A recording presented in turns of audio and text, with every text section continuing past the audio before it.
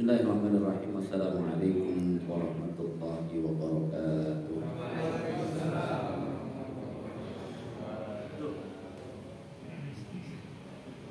Alhamdulillah. Alhamdulillahilladzi yusabbihu lahu ma fis samawati wa ma fil ardh. Al-Malikul Quddus Al-Aziz Al-Hakim. Walladzi unzila al-Qur'an hudan lil muttaqin. Walladzi ja'ala at-taqwa ikraman lil mu'minin. Asyhadu an la ilaha illallah wahdahu la syarika lah al-aliyyul azim. Wa asyhadu anna Muhammadan 'abduhu wa rasuluh. Shadiqul wa'dil amin.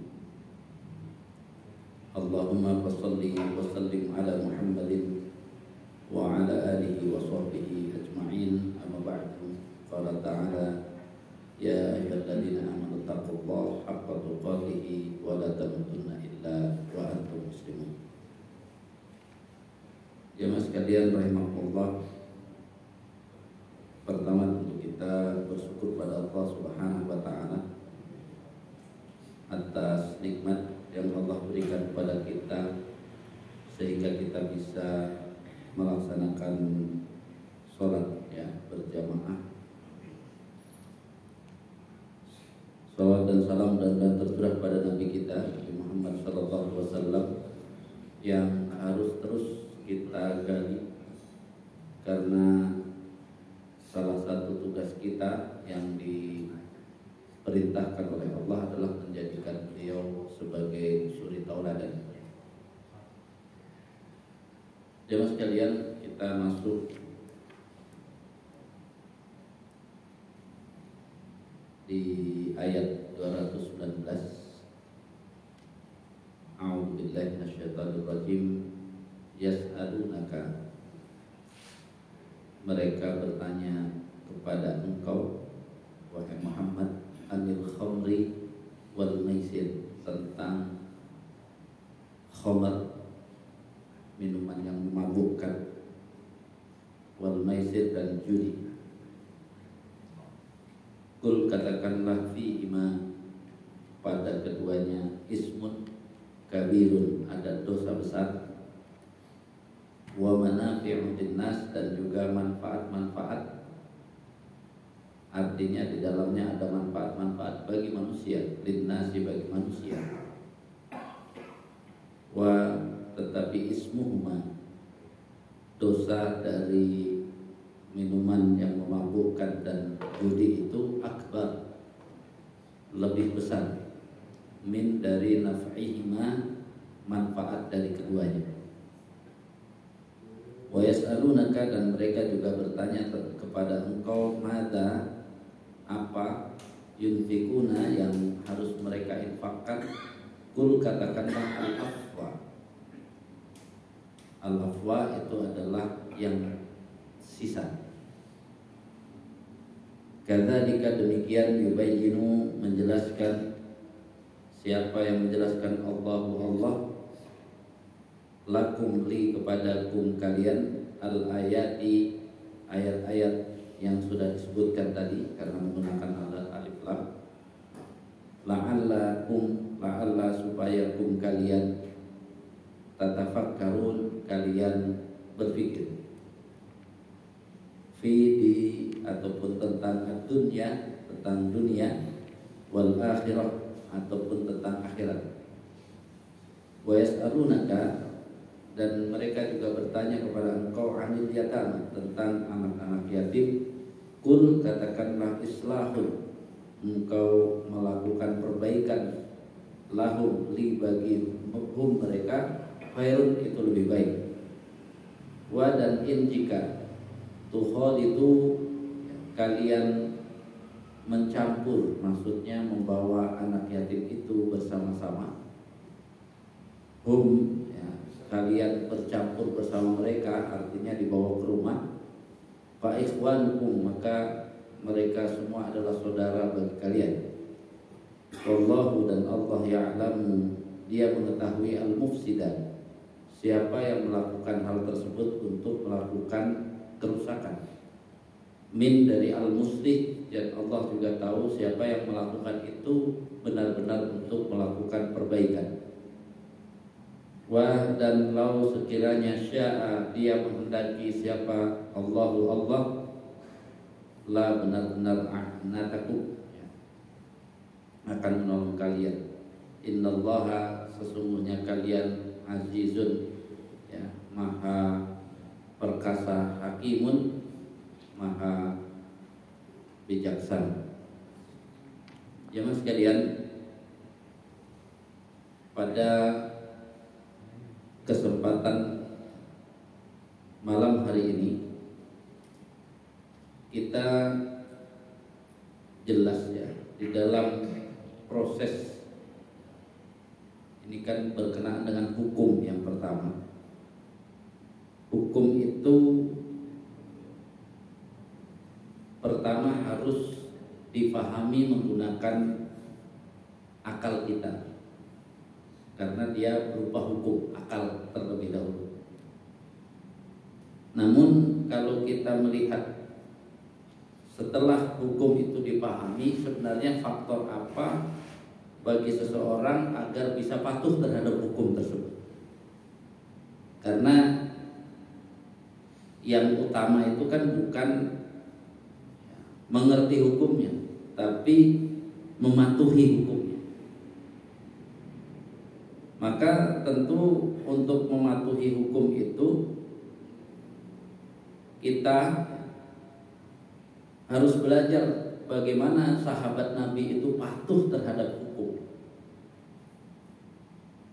Maka prosesnya tidak sebentar, karena ayat-ayat hukum itu diturunkan di Madinah. Artinya setelah Rasulullah SAW hijrah. Berarti proses agar kita bisa patuh atau tunduk terhadap hukum tersebut itu adalah prosesnya 13 tahun itu. Prosesnya adalah bagaimana hatinya tunduk kepada ketentuan Allah. Jadi kan sudah ada dua sisi. Yang pertama berbicara akal, pikiran, pengamatan, semua indera kita. Yang kedua berbicara tentang hati. Maka kesiapan melaksanakan hukum itu adanya kuncinya di hatinya. Sehingga ini juga menjadi catatan bagi kita. Kalau keluarga kita kasih tahu hukum, kemudian mereka belum langsung melaksanakan, jangan dibilang mereka kafir. Oh, kamu kalau nggak ikut ini kafir. Nggak begitu.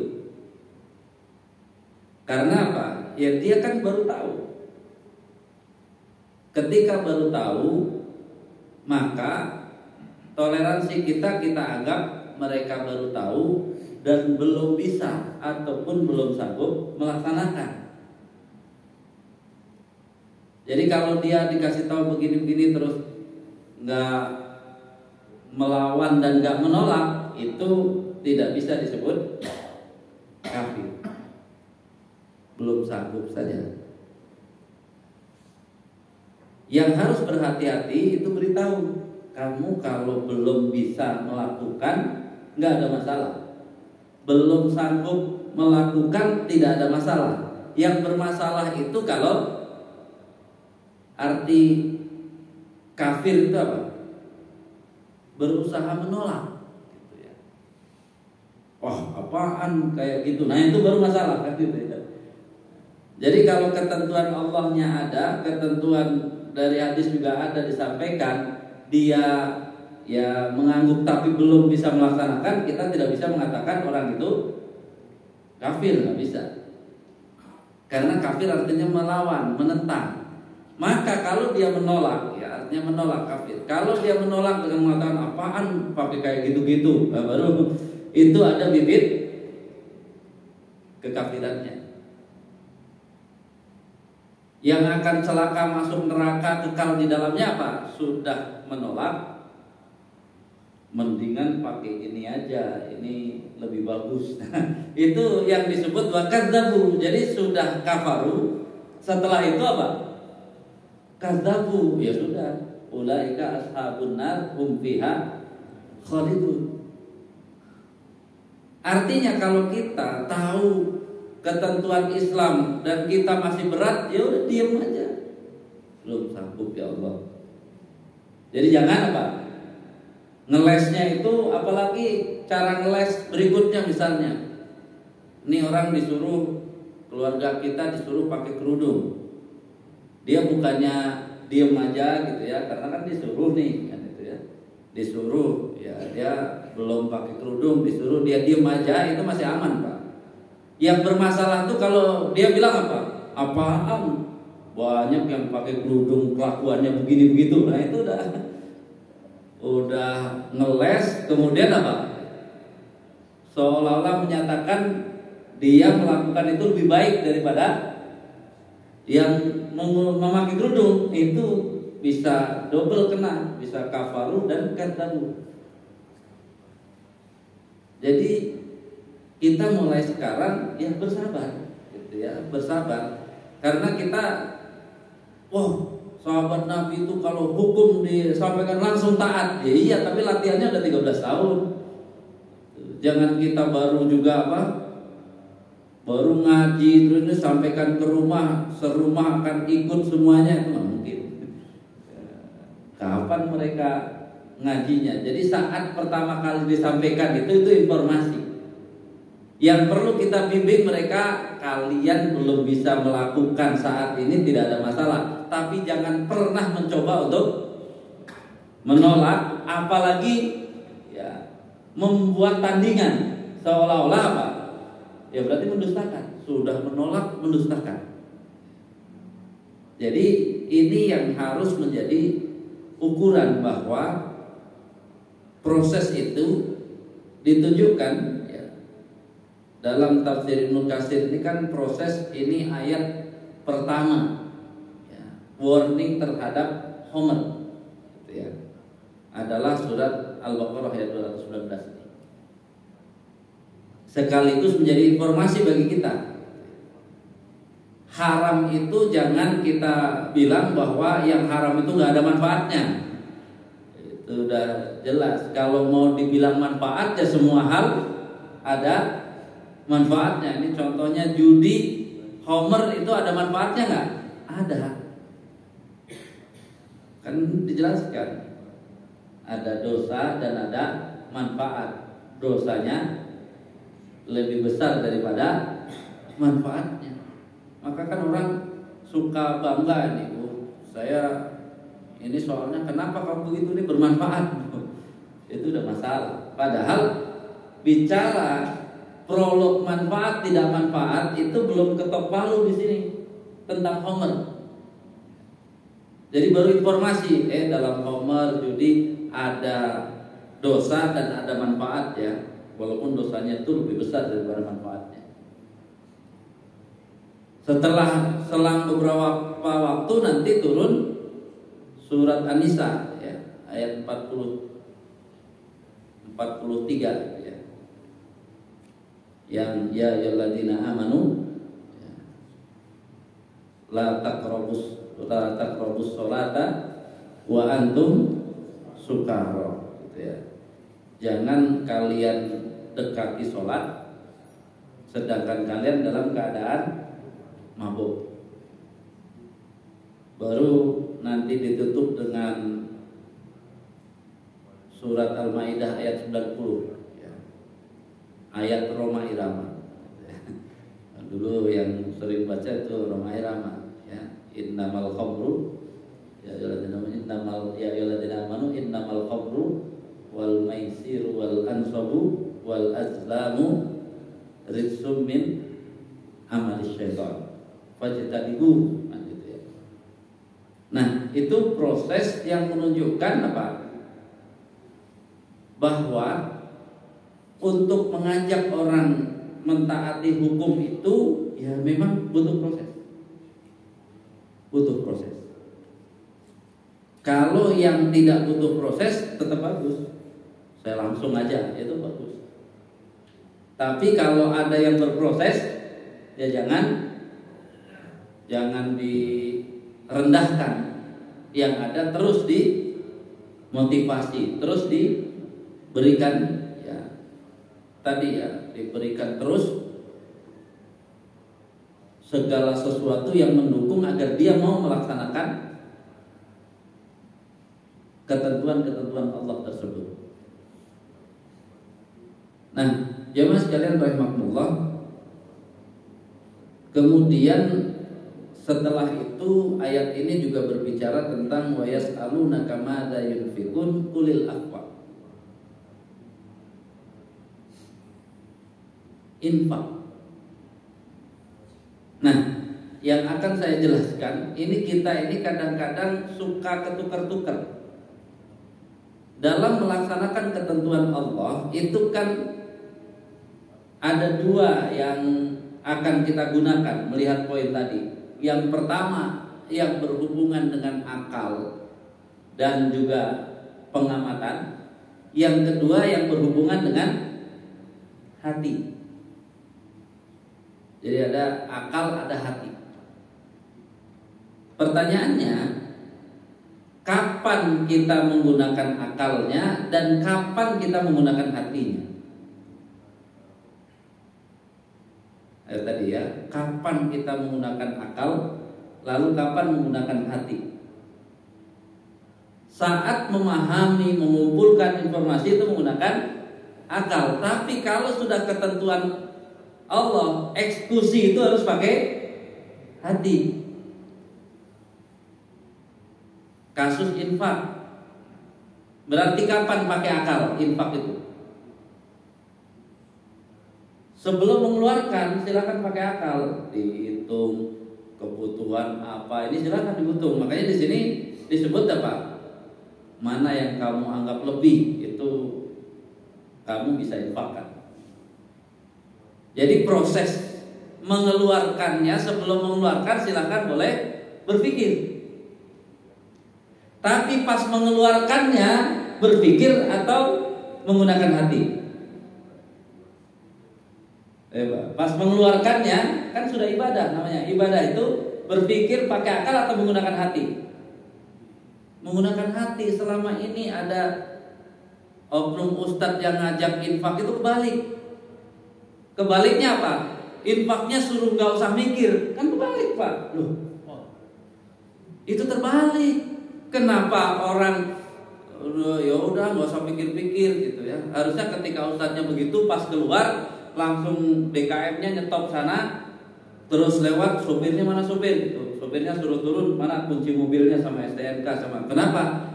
Ya bilang ustadz ini diinfakkan ke masjid, jangan mikir gitu kan? Ya jadi mobil udah diinfakkan ke masjid. Tadi kan kalau ditanya kenapa? Tadi Pak Ustadz maksa jamaah itu nggak usah mikir, semua dikasihin tanpa mikir. Nah berarti kan kebalik Pak. Pas setelah mengeluarkan malah suruh mikir. Coba nanti kalau kasih 1 kamu dapat 10. Itu kan kebalik Pak. Kenapa kebalik? Jadi kan harusnya pas mengeluarkannya, karena sudah mikir, maka pas saat bayarnya nggak mikir Pak. Karena apa? Oh ini untuk anak sekian, sekian ada sekian nih. Ya kalau udah ada sekian ini kita sebut tadi, spare-nya ada seperti itu, ya ini nggak usah mikir. Kan ini tidak ada. Jangan seperti saat ini kasusnya kan semuanya. Bayangin semuanya dikasihin, dia pulang sambil bengong, ya kan? Itu kebalik Pak. Karena lihat, sebelum diharamkannya sesuatu kan disuruh mikir dulu kan. Mikir nih mana manfaat dan sebagainya. Baru setelah mikir menjadi landasan, kemudian begitu ditetapkan baru apa?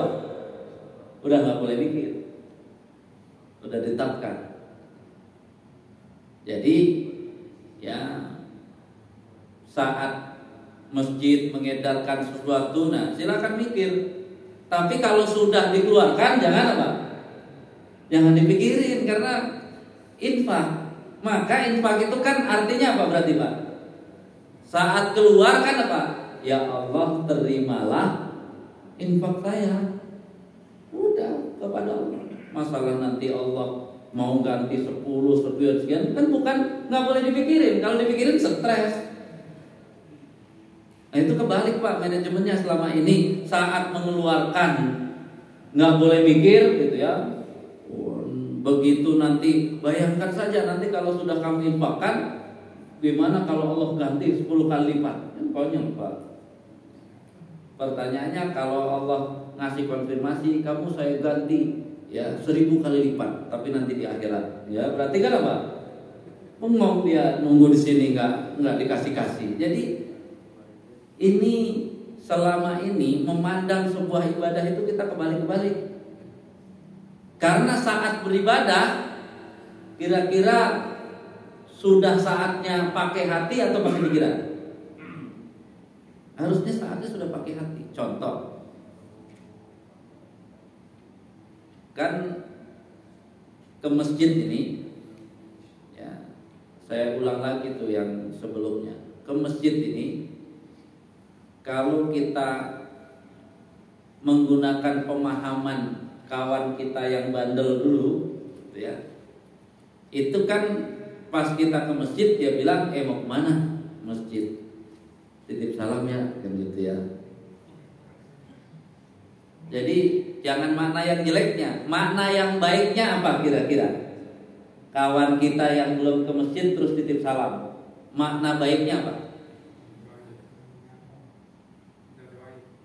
Bukan. Dia tahu bahwa ke masjid itu mau ketemu siapa? Allah, maka dia titip salam. Salahnya dia apa? Pas pulang bapak nggak diadang. Gimana salamnya udah disampaikan belum? Ya. Jadi dua-duanya akan kena nanti nih Pak. Ternyata yang ke masjid juga dia nggak mau ketemu Allah. Kenapa? Karena bergeser tadi. Dia nggak tahu kapan menggunakan akal, kapan menggunakan hatinya. Begitu ke masjid, lihat beda-beda, ribut nggak dia? Ribut lihat beda-beda, kok dia pakai ini, pakai itu. Itu kan salah lihat Pak. Loh, kamu kan ke masjid bukan untuk melihat tadi. Sekarang gini aja lah, kita ibaratkan tata cara itu kan sesuatu yang dipelajari. Berarti pakai apa nih? Akal. Ya, mau dia madhab Syafi'i, madhab Imam Ahmad bin Hanbal, itu semuanya kan apa? Bisa dipelajari, dan itu berarti ranahnya apa nih? Ranahnya akal. Dia itu menjadi sesuatu yang digunakan menghadap Allah atau cuman jalan masuk untuk menghadap Allah. Ya, madhab itu jalan masuk agar kita menghadap Allah, atau dialah yang kita gunakan menghadap Allah? Cuma jalan masuk. Ingat kemarin yang ke JIS misalnya, masuknya pakai apa? Tiket. Berarti kan sebenarnya tiketnya silahkan, mau pesen di Imam Syafi'i silahkan, mau pesen di Imam Ahmad bin Hanbal silahkan, mau pesen di Imam Malik silahkan, mau pesen di Abu Hanifah silahkan. Tapi pas sudah ke masjid jangan melototin tiketnya.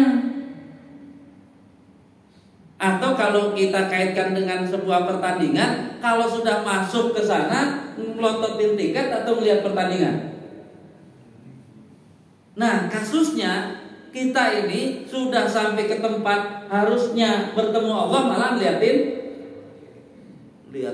karcisnya. Ya, sebelah kanan saya begini-begini, sebelah sana ada yang putar-putar. Nanti Bapak nggak lihat yang goyang-goyang, pusing dia. Nah, itu kan apa? Kenapa melihat apa? Kenapa melihat karcisnya? Nanti kalau yang dipelototi karcisnya, akhirnya apa yang terjadi? Pas ditanya, tadi gimana pertandingannya? Nggak tahu gitu ya. Tadi gimana sholatnya nggak tahu, tahu-tahu imam udah salam. Nanti kan apa? Ya, kamu sibuk ngapain? Jadi selama ini kan apa? Silahkan di masjid ini mau pakai asal madhabnya bener sampai itu, sebenarnya nggak usah terlalu apa? Nggak usah terlalu pikirin, itu kan karcis saja. Yang penting itu kan resmi kan? Di dalam agama kita mau dari pakai madhab itu karcisnya resmi kan? dibolehkan masuk kan, kecuali yang sesat kan yang nggak boleh kan gitu ya. Nah kalau sudah masuk ke sini sebenarnya kita apa? Mempersiapkan diri untuk ketemu Allah. Makanya kalau ada yang titip salam bilang, kalau sekarang udah ngerti, nanti pas pulang jangan pergi dulu ya gitu ya. Kenapa? Tungguin dong, kan kamu titip salam. Begitu ketemu kawan kita, salamnya sudah disampaikan, katanya apa? Kamu ditunggu, kalau nggak datang awas katanya. Kan jadi menarik kan gitu ya. Jadi bercandanya menjadi apa? Menjadi dakwah yang luar biasa. Jangan cuma titip salam nanti dijemput kamu gimana kan gitu ya. Dijemput siapa? Wallahu a'lam. Dipaksa sholat ke masjid. Kalau nggak mau sholat disolatin kan gitu ya. Jadi artinya kan harus apa? Ya jelas gitu ya. Jadi walaupun dia awalnya bercanda adalah menjadi kesempatan kita untuk berdakwah. Karena apa? Kita udah nangkep nih dia baik juga. Kita mau ke masjid tahu mau ketemu Allah, dia titip salam juga lagi kan. Ya kesempatan. Nanti pulangnya apa? Ya bilang salamnya sudah disampaikan. Kamu ditunggu, nanti kalau nggak datang hati-hati bisa dijemput gitu. Dijemput paksa berarti kan bahaya kan. Nah artinya kan apa? Kita ini ya selama ini ketika sudah bicara ibadah kita lupa alatnya. Kenapa yang menonjol malah apa? Akalnya lagi. Padahal kalau sudah eksekusi beribadahnya maka harusnya apa? Hati kita yang dominan. Makanya jelas karena belajar dari Nabi Ibrahim mencari Tuhan dengan akal dan dengan pengamatan, maka tidak akan ketemu Tuhan. Pada akhirnya Nabi Ibrahim kan apa? Mencari Tuhannya dengan petunjuk Allah. Nah petunjuk Allah itu yang disebutkan dapat petunjuk kemana? Ke akal atau ke hati? Nah ke hatinya. Ketika pakai hatinya maka bisa bertemu Allah. Jadi mau pakai madhab mana saja, kalau sudah ketemu Allah maka dia hanya menjadi syarat masuk. Saat masuk kita pakai hati. Kalau pakai hati udah nggak ada beda itu. Mau pakai madhab apa saja, dia harus bertemu Allah di dalam sholat ini. Ya. Jadi proses ya ketangkasan yang harus kita latih adalah kapan menggunakan akalnya dan kapan menggunakan hati. Bukankah yang namanya ibadah itu hubungan kita dengan siapa? Dengan Allah. Maka yang harus dominan apa? Hati. Waduh, saya pengen baca Quran 5 juz gak kesampean. Ya jangan stres.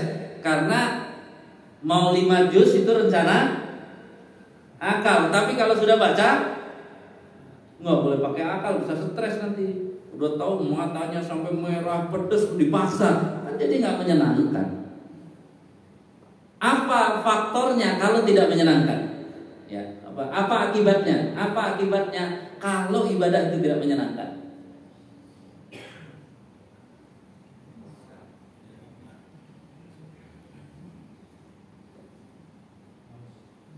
Maka kita harus belajar amal ibadah kita dari alam kubur sampai akhirat. Pengen kita jadikan apa itu amal kita? Kata hadis jadi apa? Pas dikubur jadi apa? Teman.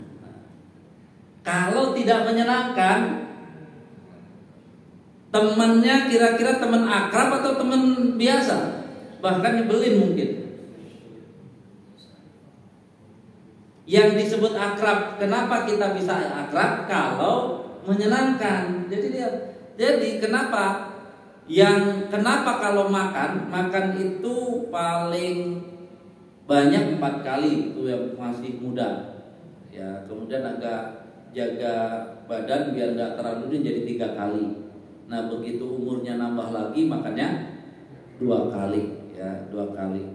Nah, begitu nanti sudah perutnya susah banget, kadang-kadang makan tinggal 1 kali. Tapi kenapa dengan makan tetap kangen? Karena ketika makan kita selalu yang menyenangkan. tandanya kita akrab dengan makan apa tandanya? Kadang-kadang kangen gitu ya. Pak Nyoman suka kangen makan apa? Akhirnya nyari gitu ya. Nyari itu berarti apa? Kita akrab banget tuh. Padahal tadi makan itu bisa dikorting loh. Tadi makin umurnya ya tua, merasa perutnya sedikit, cuman sehari sekali nggak apa-apa. Apa nggak berpikir Allah itu mewajibkan kita bertemu dengan Allah itu sengaja lebih banyak dari makan? Ada kortingnya nggak? Jadi mau kecil, mau muda, mau udah tua, walaupun tua banget tetap aja harus apa? Harusnya lebih akrab mana? Yang 5 kali atau yang 1 kali tadi? Tapi pernah nggak kita kangen banget pengen duhur, kangen pengen sholat asar?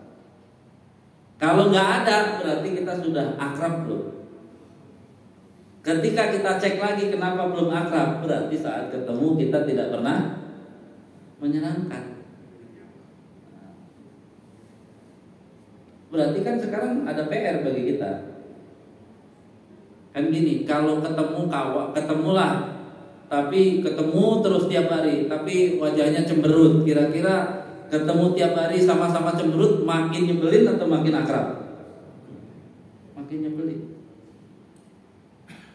Bisa sedikit kita ya berhayal ataupun mau apa, tiba-tiba pas duhur di alam kubur, duhur temenin tuh kawan kamu, kata duhur apa, dia dengar saya aja, aduh duhur lagi gitu ya, udah cemberut datangnya, kata dia apa, setiap ketemu saya cemberut, setiap ketemu saya cemberut. Jadi kira-kira gimana?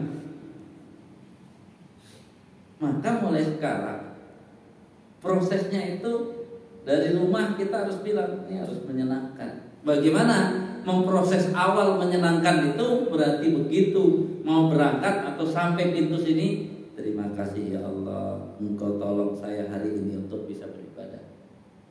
Nanti pas berdiri, terima kasih ya Allah, saya diberi kesempatan bertemu dengan Engkau. Terima kasih aja dulu. Maka ayat lain syakartum la azidanakum dibutuhkan di situ. Karena kita bersyukur, jadinya apa? Nanti akan ditambah jadinya. Ada rasa nikmatnya. Dan akhirnya kalau kita bilangnya terima kasih karena Allah tolong, maka kita nggak akan sombong. Karena orang bilang Bapak mah rajin banget. Bukan saya yang rajin, karena saya ditolong Allah. Kan sangat luar biasa. Jadi kita beribadah terima kasih kepada Allah, baru kemudian apa? Pas mau berangkat nih, mau lagi banyak utang, mau lagi apa, harus tersenyum. Kenapa? Karena nanti ya hadis riwayat Bukhari Muslim kan apa? Yatba'ul mayyita salah satu gitu ya. Yang akan mengikuti mayit itu 3. Kemudian fayarji'u isnatani, 2 pulang. Wa yabqa wahidun, yang 1 tinggal. Yarji'u ahluhu wa maluhu, yang pulang walaupun katanya cinta sehidup semati, itu tetap aja hartanya dan keluarganya pulang deh. Yang sedangkan yabqa amaluhu, amalnya. Nah, makanya diawali dari ibadah. Nanti kalau sudah kita senang dengan ibadah, ya berarti nanti akan mencetak diri kita senang dengan amal-amal soleh. Kalau senang dengan amal-amal soleh, maka yang datang di alam kubur itu ya, yang menemani kita itu suasananya menyenangkan dan juga baunya harum ya. Nah, sedangkan kalau amalnya banyak keburukannya, maka sudah yang nemenin nyebelin, ditambah apa? Baunya juga bau yang gak enak. Gimana coba Pak, ketemu orang, udah orangnya nyebelin, bau lagi, kira-kira betah berapa lama? Sebentar. Nah, sedangkan di alam kubur ditemani begitu sampai hari, gimana gak stres itu? Makanya diawali ya. Mulai sekarang dari ibadah dan nanti amal soleh, mulai latihan tersenyum saja. Kalau perlu di masjid tulis ini, datanglah ke masjid dengan tersenyum, menunjukkan kita senang ketemu dengan Allah. Karena penduduk surga itu wujuhu yaumaidin na'imah, wajahnya menyenangkan, berseri-seri. Jangan apa? Dilarang ke masjid dengan cemberut, ya, gitu ya. Wajahnya tidak menyenangkan. Karena apa? Wujuhu yaumaidin khosiyah. Calon penghuni neraka itu wajahnya nyebelin, gitu ya, nggak enak. Jadi latihannya pas datang ke masjid, ketemu siapapun harus apa? Senyum. Kalau nggak ketemu siapa-siapa jangan tersenyum. Jadi bergembiralah. Makanya waktu beberapa pekan yang lalu diklat pengelolaan ya pesantren lansia itu, maka lansia itu jangan ditakut-takuti mati. Salah. Ntar dia jadi cemberut mulu. Nah kalau dia akhirnya cemberut, sholat duhur cemberut, sholat asar cemberut, sholat maghrib cemberut, sholat isya cemberut, sholat subuh cemberut, baca Quran cemberut. Begitu malaikat mau datang, lagi cemberut. Padahal kalau film yang dipakai untuk orang mati dengan baik itu biasanya wajahnya suruh cemberut atau tersenyum. Nah, kalau mau tersenyum latihannya gampang. Ketemu zuhur tersenyum, ketemu asar tersenyum, ketemu maghrib tersenyum, ketemu isya tersenyum, ketemu subuh tersenyum, baca Quran tersenyum, disuruh infak tersenyum, keluarin zakat tersenyum, tersenyum terus. Maka kalau nanti malaikat mau datang, dia lagi tersenyum. Itu husnul khotimah jadinya, kan gitu ya. Jadi teorinya cuma itu. Karena menangani lansia itu lebih apa? Dia standarnya seperti anak PAUD. Bedanya kalau anak PAUD bisa dijewer, kalau lansia nggak bisa, gitu ya. Jadi itu makanya ini yang harus dipahami oleh kita. Maka ya kita mulai. Makanya kalau pas mau ke masjid tuh ya carilah gimana caranya menyenangkan. Ya itu harus berproses kita ya mulai sekarang. Ya kalau perlu ya Pak Zul di sana, wah saya senangnya ngopi, sediakan kopi lah apa gitu ya. Yang penting apa? Ayo prinsip ya ini ketemu Ramadan nanti mari kita bersahabat dengan Ramadan. Cirinya apa? Tersenyumlah ya. Mari kita mesti tersenyum ya. Azan dulu.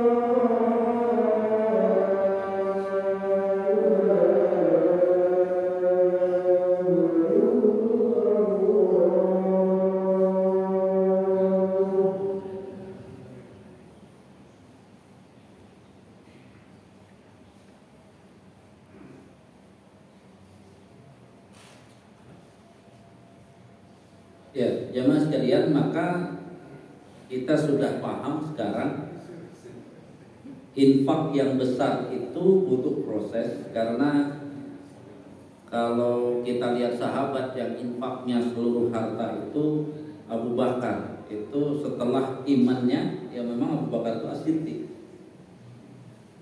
Jadi kalau kita punya jamaah imannya belum sekuat Abu Bakar, jangan disarankan infak seluruh harta, itu konyol namanya, nggak sesuai. Kalau mau setengah harta, imannya seperti Umar bin Khattab. Kalau yang hartanya yang banyak itu aja, ya kalau mau sepertiga bagi dia sudah besar. Jadi yang 2/3 biar apa? Digunakan untuk ya keperluan yang dia mungkin yang dia butuhkan. Jadi jelas ya, makanya kembali kepada poin tadi, nggak benar ketika memaksa orang untuk infak, karena infak itu bukan paksaan ya. Jadi di poin ini jelas. Tapi ya kalau memang kita buat makan ada, ini ada, terus ada sisa infak, yaitu diri kita harus memaksa, dan di situ apa? Aman. Ya nggak boleh itu apa? Udah nggak usah, nggak perlu makan, kan itu masalah gitu ya. Makanya ini sebenarnya kalau ini nggak keluar namanya pelit. Karena apa? Kan ini ada, tidak dikeluarkan, itu jadi pelit. Jadi, tapi kalau nggak ada dipaksa itu masalah. Ya, ustadznya yang masalah. Makanya tadi kalau suatu saat ada ceramah begitu, itu harusnya panitia pinter stop ya. Apalagi ustadznya bawa Alphard. Nah, kesempatan dia bilang jamaah yo yang punya ini keluarin, langsung apa? Inisiatif panitia stop mobil Alphardnya Pak Ustadz. Kan Pak Ustadz paling yakin, karena paling yakin serahin apa? Wah, udah kunci mobil sama itu buat masjid lah, kan gitu ya. Nanti dijual, siapa tadi yang gelangnya diambil masih lagi. Jadi biar apa? Ya dia yang maksa, karena yang boleh memaksa itu kepada diri sendiri, karena dia sudah tahu ukurannya. Kalau pada orang lain nggak boleh.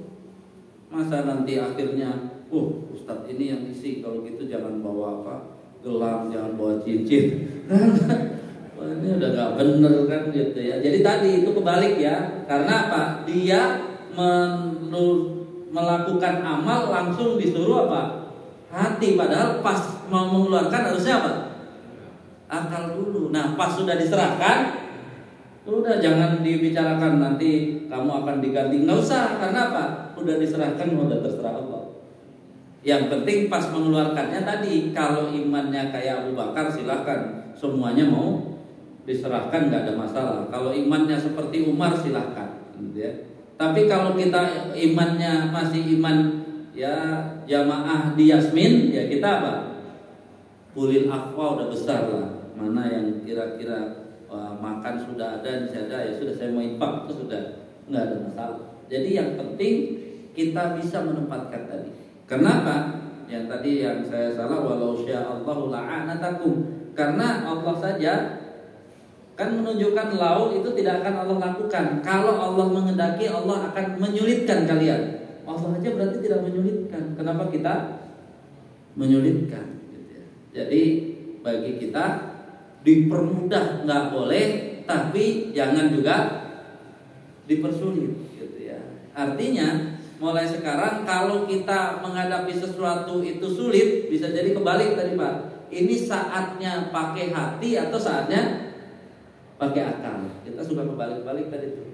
Ya akhirnya babak belur. Habis infak katanya mobilnya semua dikeluarkan, sekarang pergi jalan kaki sambil nunggu, ternyata sudah setahun 10 kali lipat nggak datang. Jadi stres kan, masa beramal jadi stres. Beramal itu tadi harus menghasilkan apa? seneng karena kita akan akrab dengan amal itu, ya amalnya tersenyum. Kalau ditanya kenapa amal yang harus menyenangkan, karena biar saat datang malaikat maut kita lagi beramal dan beramalnya sudah biasa senang, jadi apa? Ya sambil tersenyum dicabut nyawanya. Wallahu a'lam. Ada pertanyaan silakan. Kalau enggak pertanyaan, pernyataan juga boleh.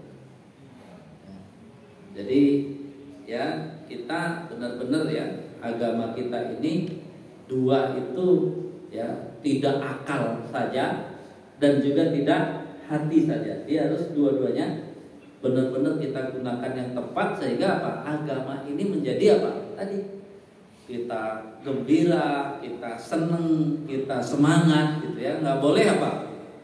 Wah udah tua nanti keburu mati langsung stres dia, akhirnya ke masjid juga cemberut ya, kasihan gitu, jangan.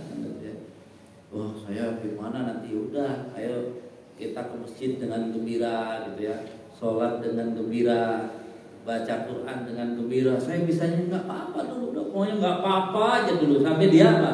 Gembira. Nah nanti kalau sudah itu ya biar tambah nikmat kan gitu ya, harus latihan.